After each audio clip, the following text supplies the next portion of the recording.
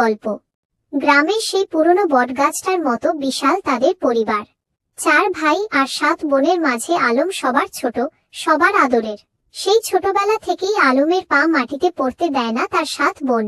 বড় বোনদের আঁচল যেন আলমের জন্য এক একটা নিরাপদ দুর্গ। কিন্তু সময়ের নিয়মে 7 বোনের একে একে বিয়ে হয়ে গেল। বড় বাড়িটা কেমন যেন নিঝুম হয়ে এল। আলমের বয়স তখন 18। বড় আপা শ্বশুরবাড়ি যাওয়ার সময় আলমের হাতটা ধরে ফুঁপিয়ে কেঁদে বলেছিলেন, রে আলম, তুই বড় হস না রে ভাই। তুই বড় হলে আমাদের এই মায়ার টানটা যদি ছিঁড়ে যায়। গল্পের মোড়। বছরের একটা দিন এই বাড়িতে আনন্দ আর কান্নার মেলা বসে ঈদের পর দিন।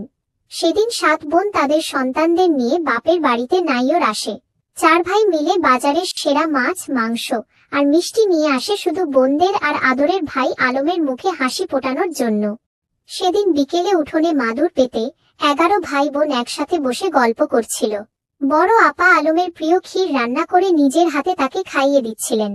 হঠাৎ মেজ আপা বলে উঠলেন, জানিস আলম, কাল যখন আবার চলে যাব তখন মনে হবে কলিজার একটা অংশ এখানে ফেলে যাচ্ছি।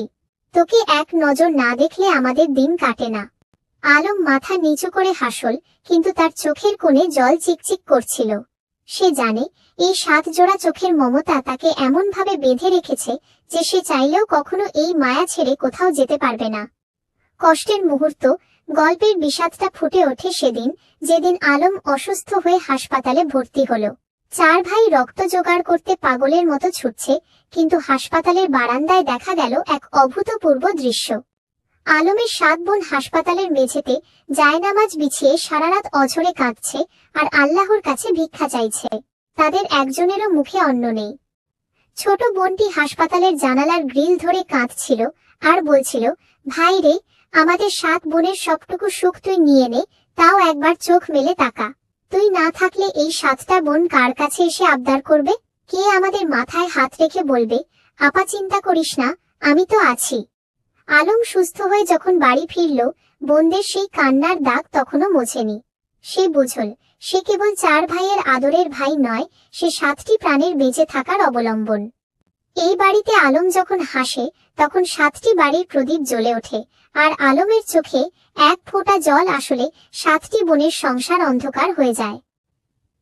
উপসংহার: আলম হলো সেই রাজপুত্র যার কোনো মুকুট নেই, কিন্তু যার জন্য 7টি বোন তাদের জীবন দিতেও দ্বিধা করে না। এই ভালোবাসার ভার অনেক বেশি, যা বইতে গেলে বুকটা মায়ায় আর কষ্টে ভারী হয়ে ওঠে।